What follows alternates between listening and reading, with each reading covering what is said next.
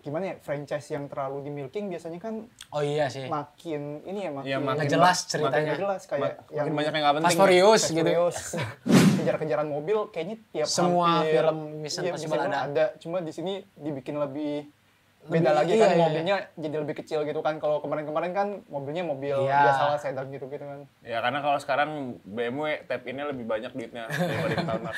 Di trivia katanya umur Ethan Hunt yang sekarang itu udah lebih tua dibanding direktur IMF di film pertama. Jadi harusnya emang Ethan Hunt cocok jadi direktur sekarang. Iya.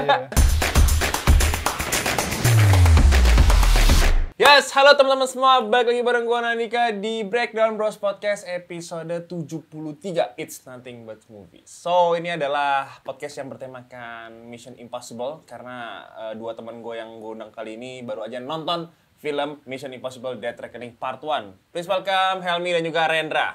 Lagi-lagi kita bertemu kembali di podcast ya. Terakhir Helmi kita ngomongin Pixar. Terakhir gue podcast sama lu, kita ngomongin apa ya? Gue lupa lagi, bareng Petri apa kalau nggak salah. Oh, ngomongin comfort movie. Iya. Itu adalah tema podcast yang saking tidak adanya Jadi random ya. jadi random ya. Kenapa? Sekarang ada.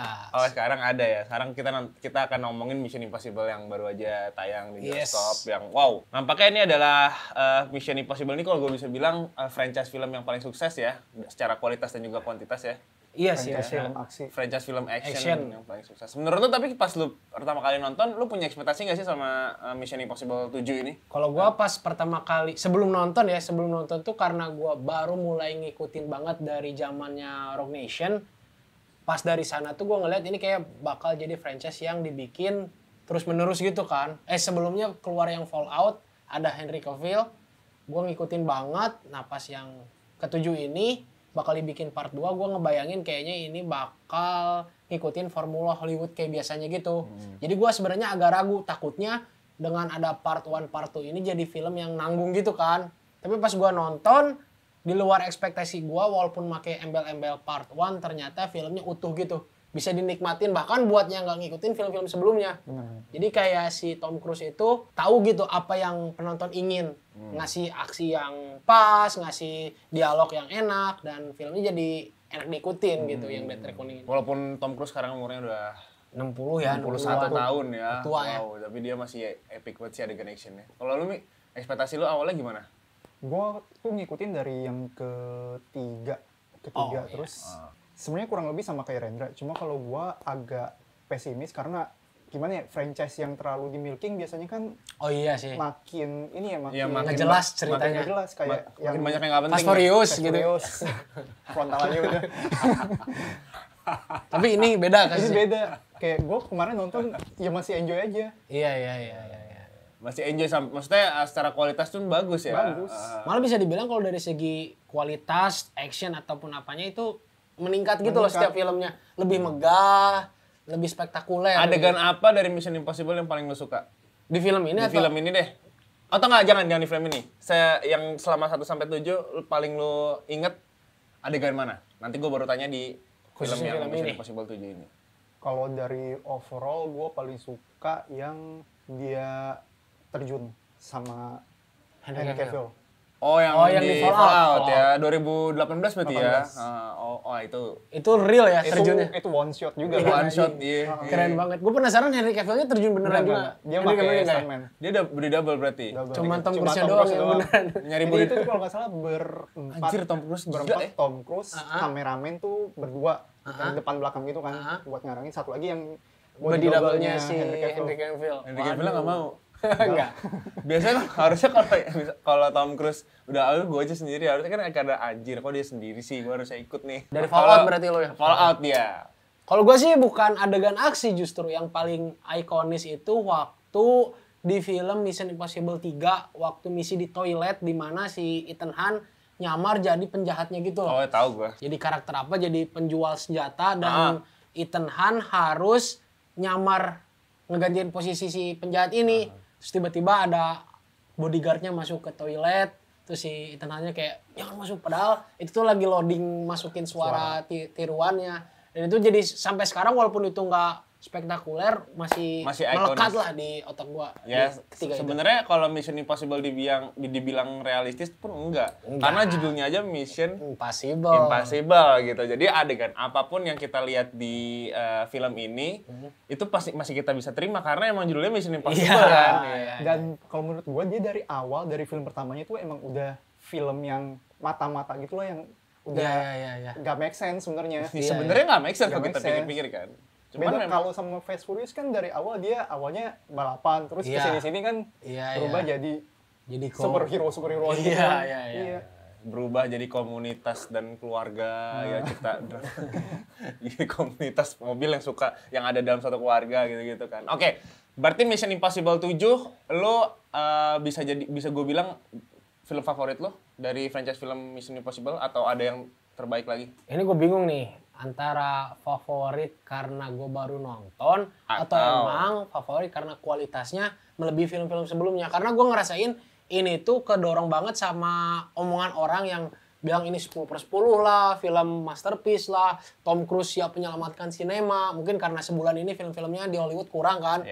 Jadi pas gue ikut nonton ke bawah hype itu gue ngerasa ini film wah banget. Cuman gue nggak tahu nih seminggu atau 2 minggu kemudian pas gue telah lagi apakah masih merasakan hal yang sama. Tapi sejauh ini pas di momen ini deh gue ngerasa kayak yang Death Reckoning ini benar-benar melebihi film-film sebelumnya. Selalu lebih bagus berarti ya? Menurut gue untuk saat ini gue beranggapan seperti itu. Mungkin kedepannya berubah, gue nggak tahu. Oke, menarik nih. Berarti kalau Rendra Mission Impossible Death Reckoning ini tuh masih ada di top satunya lah franchise film Mission Impossible. Kalau lu, Mi? Sebenarnya sama. Cuma kalau gue ya, gue favorit masih yang Rogue Nation. Yang endingnya tuh yang ini, yang si Solomon Land-nya jatuh ke bawah terus dikelilingin pakai kaca itu epic sih kalau menurut gue. Cuma kalau dari segi produksi kalau gue bilang emang Death yang Reckoning si Ethan Hannah di atas ya? Yang di dinding atas itu ya? Bukan ya? Enggak. Itu Ghost Protocol. Oh, itu Ghost Protocol benar-benar. Iya. Kalau Rogue Nation? Kalau Death Reckoning ini kalau menurut gue dari segi produksi segala macam emang jauh lebih bagus dibanding film-film sebelumnya. Cuma gimana ya? Jadi adegan-adegan yang udah ada di film sebelumnya tuh kayak diproduksinya lebih niat lagi. Kayak contoh. Iya, benar. Adegan berantem di kereta itu sebenarnya udah ada di yang film pertama. Pertama. Cuma di sini kayak lebih niat lagi. Iya. Terus kejar-kejaran mobil kayaknya tiap semua hampir, film Mission Impossible ada. Cuma di sini dibikin lebih beda lagi kan mobilnya jadi lebih kecil gitu kan. Kalau kemarin-kemarin kan mobilnya mobil biasa lah sedan gitu kan. Ya karena kalau sekarang BMW tap-innya lebih banyak duitnya daripada di tahun lalu. BMW kuning lagi. Mission Impossible itu bukan itu Fiat yang kuning Fiat. Oh, BMW yang motornya BMW itu semua itu BMW Ren.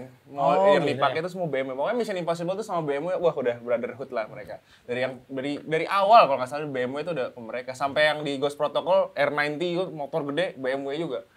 Pokoknya BMW itu emang udah sama Mission Impossible lekat banget lah. Ya intinya kalau menurut gua adegan aksi di film Mission Impossible tuh kayak berevolusi aja tiap filmnya. Meningkat aja terus kualitasnya. Cuma kalau gua pribadi favorit masih Rogue Nation. Lu Rogue Nation ya? Performa actingnya Tom Cruise di Death Reckoning Part 1 ini kalau dibandingin sama Rogue Nation lu lebih suka mana? Walaupun dia umurnya udah 61 tahun ya?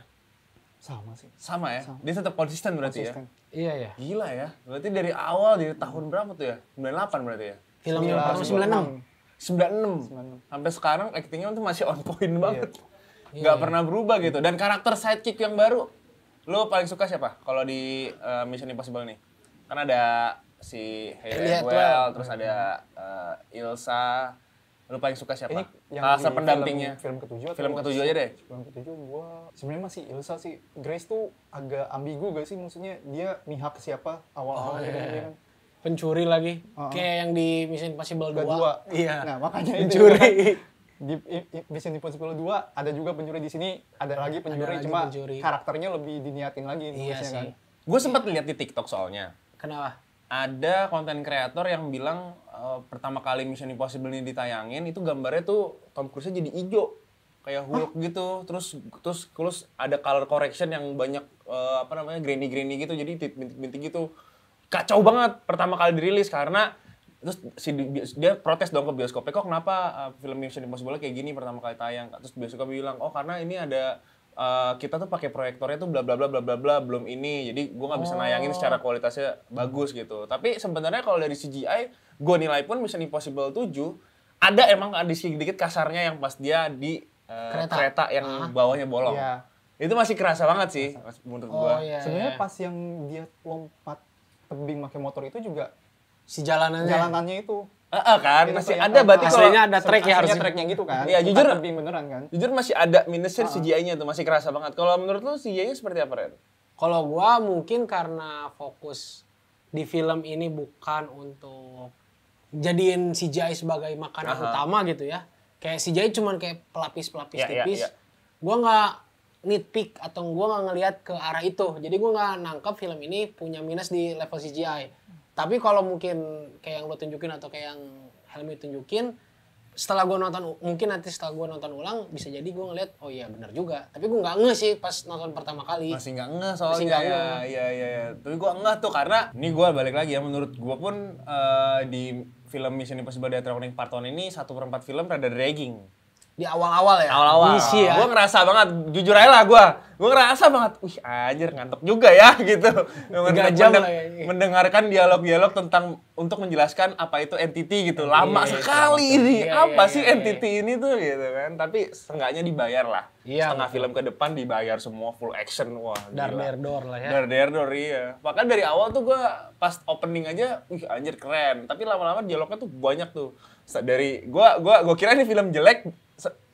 Pas adegan ada GoFood nganter tuh orang IMF. Oh iya. GoFood, gue kira film jelek nih kayaknya, dari shotnya tuh kayak nggak yakin gitu Tom Cruise sama orang ini gitu, kayaknya film jelek nih.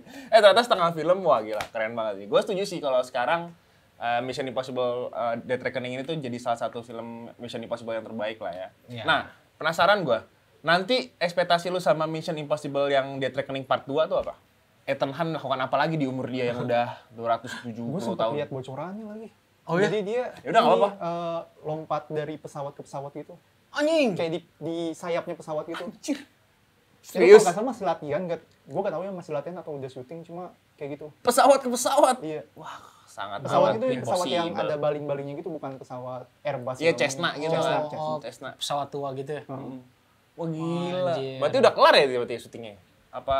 Kayaknya masih on production ya? Masih on production. Oh masih on production. Udah tahu nggak kapan rilisnya?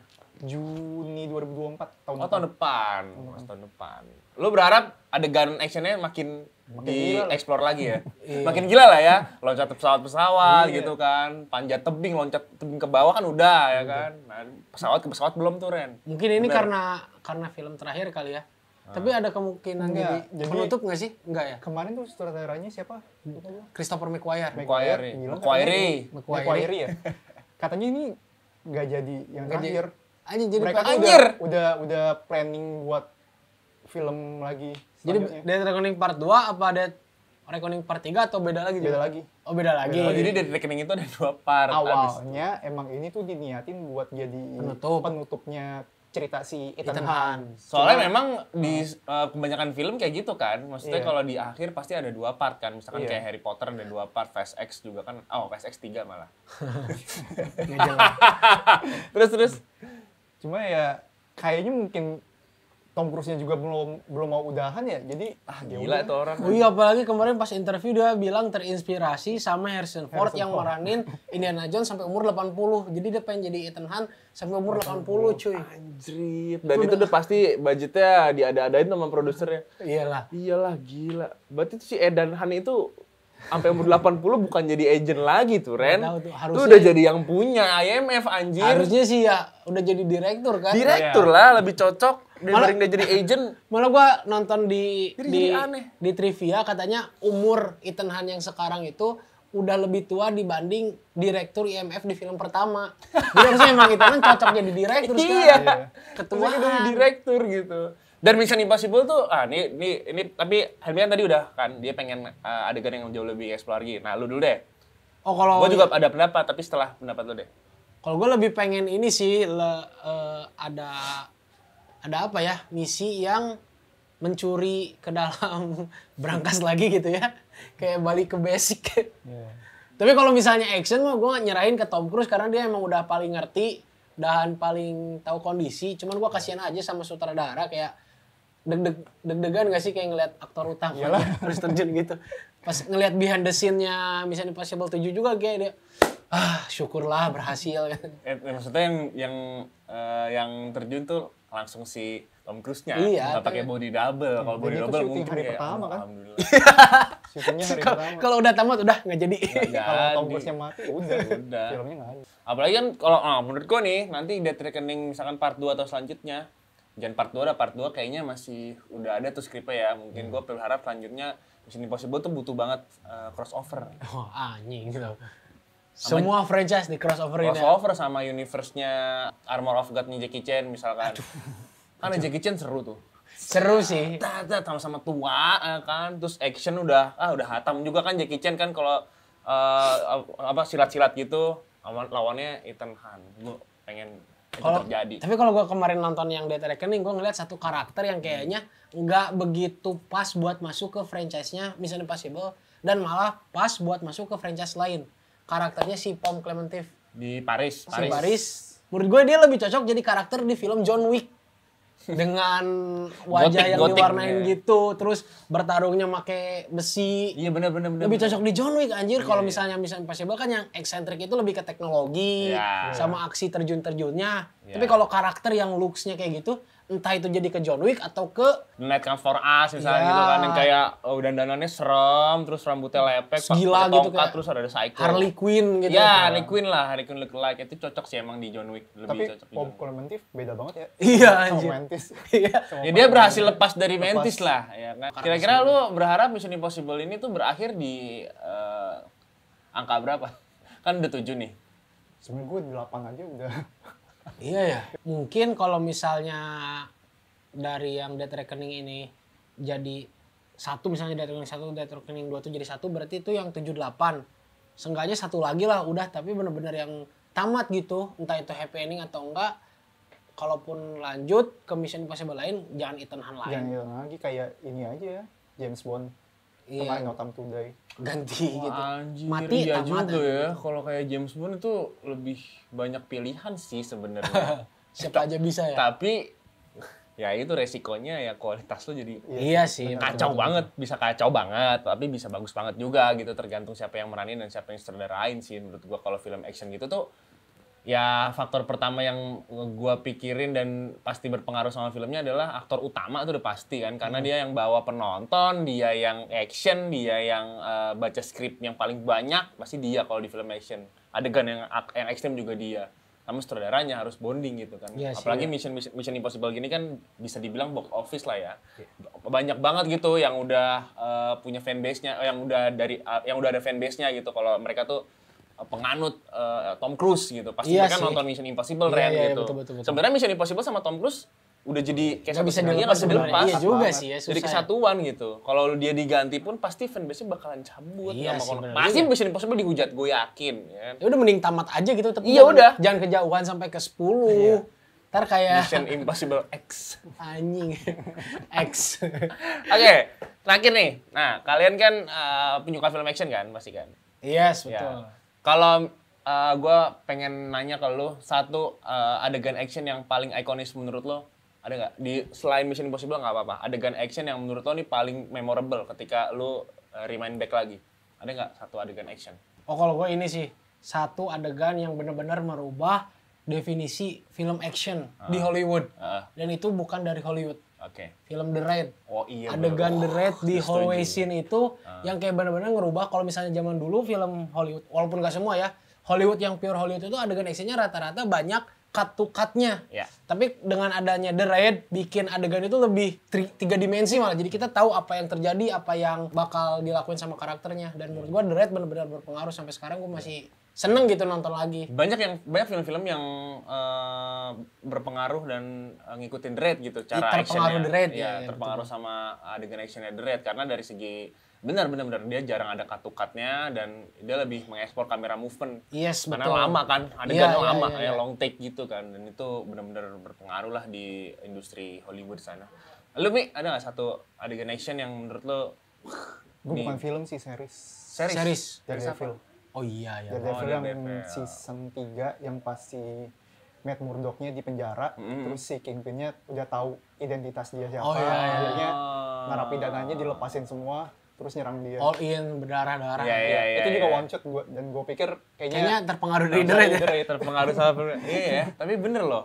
Film The Raid itu ada style tersendiri lah. Iya. Maksudnya dibanding film-film Hollywood yang kita tahu ya monoton gitu. Adegan Iya. actionnya kan, kameranya ada blockingannya ngebelakangin gitu. Kalau Iya. The Raid bener-bener ya udah kita gamblang gitu, kamera Iya. di depan dia pukul-pukulan aja gitu, Tuh. silat gitu kan.